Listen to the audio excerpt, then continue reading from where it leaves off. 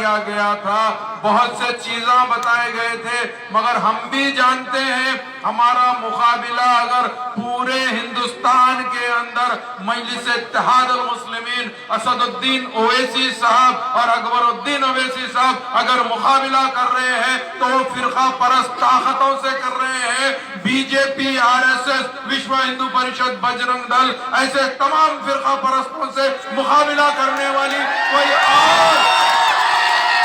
اور جماعت نہیں ہے، ہمارے علاوہ کوئی اور جماعت نہیں ہے۔ صرف اور صرف کانگریس بھاجپا کا نام لے کے آج تک آپ کے ووٹ لیتے رہی ہے، مگر آپ کے بارے میں ہرگز نہیں سوچی ہے، چونکہ آپ جان چکے ہیں آج لوگوں کی مجبوری تھی، وہ مجبوری یہ تھی کہ بھائی آخر ہم اگر ان کو ووٹ نہیں دیں گے تو کس کو دیں گے؟ ہاں ہم بھی جانتے ہیں، ہم کو بھی معلوم ہے، مگر اللہ سبحانہ و تعالی ہم کو اور آپ کو جس مذہب میں پیدا کیا ہے، میرا عقیدہ اور ایمان یہ بولتا ہے جب کوئی انسان پیدا ہوتا ہے اللہ تعالیٰ اس کی تمام چیز لکھ دیتے ہیں۔ شاید اللہ سبحانہ و تعالیٰ نے اب کے الیکشن میں اسد الدین اویسی صاحب کو یہ حکم دیا ہوگا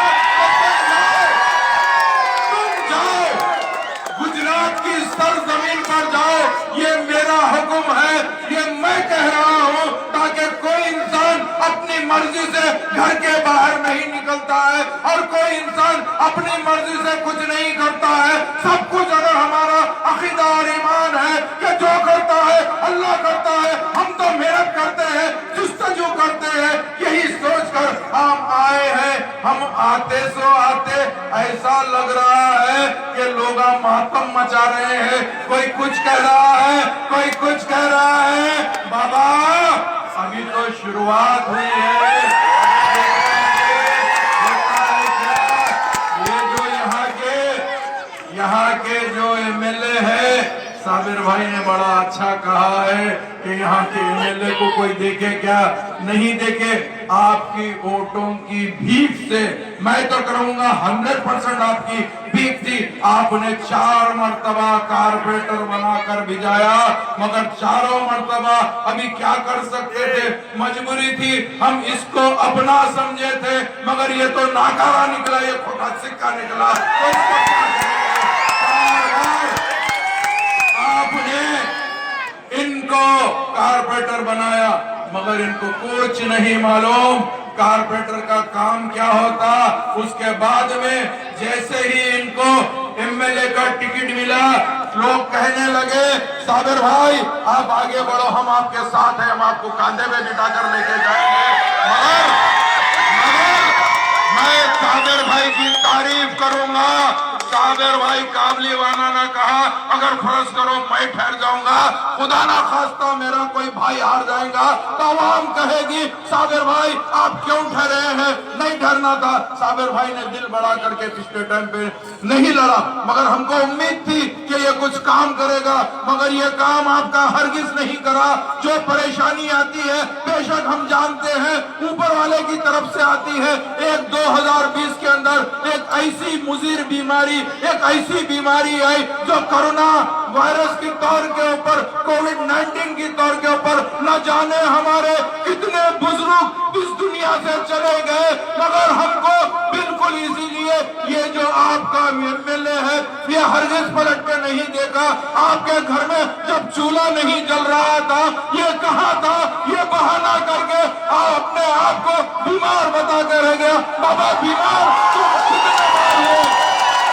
ہاں ہم نے شہر حیدرآباد کے اندر رات دن نہ صرف عوام کے درمیان میں رہا۔ میں ایک واقعہ بیان کرتا ہوں، جیسے کرونا وائرس آیا دلی کے اندر مرکز کے لوگوں کو یہ کہا گیا کہ بھائی یہ لوگ کی طرف سے کرونا آیا۔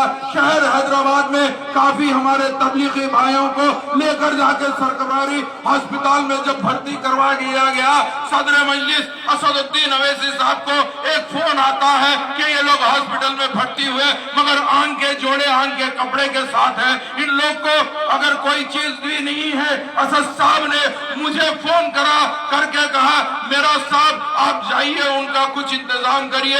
تو یہ آپ کا بھائی، یہ خادم جو شہر حیدرآباد کا ایم ایل اے ہے، کبھی اپنی جان सोचा 200 चिल्लर हमारे भाई हैं, उनको ले जाके लुंगी और कुर्ता ले जाके मैंने अपनी परवाह किए बगैर, अपनी बीवी और बच्चों की परवाह किए बगैर अस्पताल जाके उनको पहुंचाता हूं। अगर आपको भरोसा नहीं आता, सोशल मीडिया का दौर है, आप जाके देखिए, आपको खुद पता चल जाएगा। तो ये खिदमत होती है, मगर आपके यहाँ ये कांग्रेस पार्टी हमेशा आपको धोखा देते रही है। तो ऐसी पार्टी को अब आपके हाथ में है कि आपको इसको क्या करना है। मुझे मालूम है, हमारे बुजुर्गों को भी मालूम है कि ये लोग को क्या करना चाहिए। तो मैं आपसे दरखास्त करता हूं, चूंकि मेरे भाई इम्तियाज जलील को भी सुनना है, ये डायरेक्ट 1 to 1 उनको भी देखते हैं, इनको भी देखते हैं, इनको अच्छा काम कर सकेंगे। आपको मालूम है हमारी नजर में ना राहुल, ना मोदी, ना शाह, सारे एक ही है। फर्क इतना है, लोग जानते, बुजुर्ग लोग, पहले एक पोस्ट कार्ड आता था, एक इंग्लैंड लेटर आता था। कोई पोस्ट कार्ड है, कोई इंग्लैंड लेटर है। एक टाइम का तो ऐसा वाकया था कि ऐवान के अंदर, पार्लियामेंट के अंदर राहुल गांधी जी जाके मोदी जी से गले मिल रहे। तो मैंने कहा ना इनको गले का तजुर्बा है, ना उनको तजुर्बा है, आखिर क्या करेंगे गले मिलके, ना इन्हों ना उन्हों, दोनों के दोनों समझ लेना आप, बिल्कुल होशियार है, मेरी आवाम जानती है। तो मैं आपसे कहना चाहता हूं कि वो ये है, वक्त और हालात को समझिए।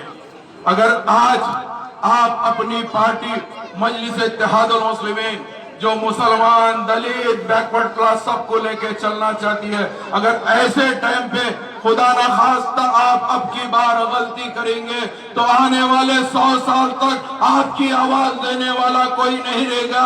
आपके बच्चों के मुस्तकबिल के बारे में सोचने वाला कोई नहीं रहेगा।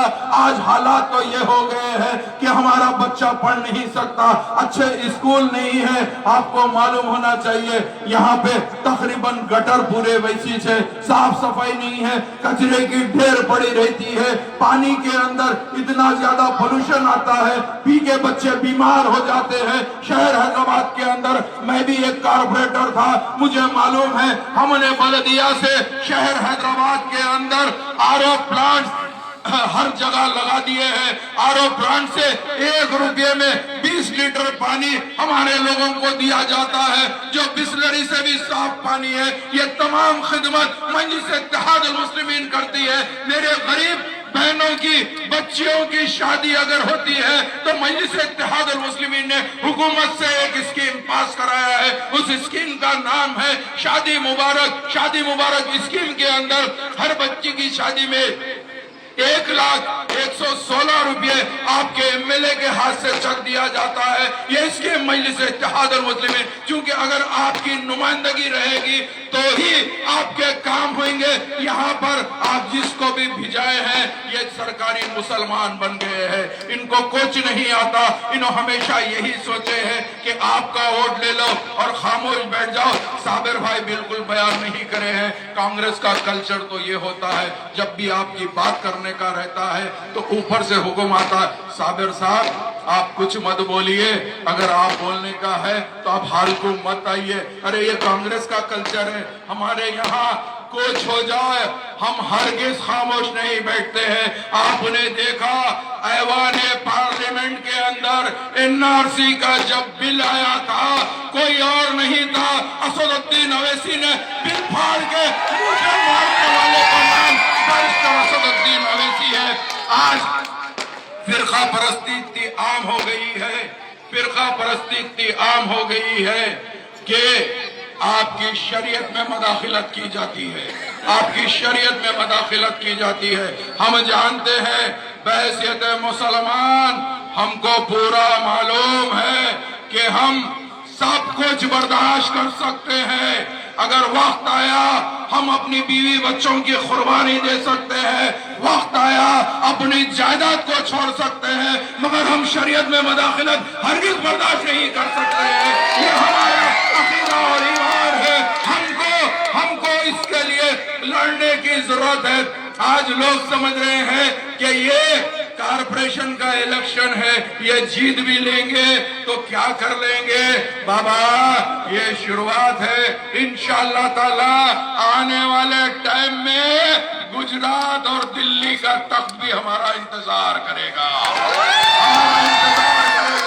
क्योंकि हम ये जो कौम है अगर किसको तख्त पे बिठा सकती है तो वक्त आया तो तख्ते पे लिटा भी सकती है। ये हमारे में सलाहियत है, ये हमारा मेन वो है। तो इसके लिए मैं आपका ज्यादा वक्त लिए बगैर जाने से पहले आपसे एक दरखास्त करना चाहता हूं, क्योंकि 21 तारीख को आपके और हमारे इम्तिहान का दिन है, आपके और हमारे वजूद का दिन है। इसको आप कोट हरगिज मत समझिए, इसको आप यही समझिए कि आज अगर आपका एक एक कीमती और पतंग पे बटन पे पड़ेगा या पतंग पे मोहर पड़ेगा तो इंशाअल्लाह ताला आप बेफिक्र रहिए। ये जो चीज यहाँ से शुरू हुई है अल्लाह सुब्हानहू व तआला अगर चाहेगा तो पूरे हिंदुस्तान के अंदर मुस्लिम बैकवर्ड क्लास की आवाज असदुद्दीन अवैसी साहब बनकर ये बताएंगे बाबा ये कल था, आने वाले आज का आप इंतजार करो। बलदिया में काम क्या होता, इन लोग कारपोरेटरों की ट्रेनिंग शहर हैदराबाद में दी जाती है। क्योंकि हम मम्मी डैडी के बच्चे नहीं है, हमको मालूम है काम कैसा लिया जाता है, काम किस तरीके से लिया जाता है। घर में अगर एक बेटा थोड़ा तेज होता, 4 बेटे जरा ऐसी होते, एक बेटा अगर जिद करता तो माँ और बाप दोनों कहते हैं जाने दे वो बेटा जिद्दी है, बेटा छोड़ देना, उसके हक में बोलते हैं। उसी तरह हम भी जिद करके आपके तमाम हक दिलाएंगे। हम ये कहते हैं आज के बाद इंशाअल्लाह 23 तारीख को गुजरात की सरजमीन पर हमारा हरा परचम लहराएगा, उसको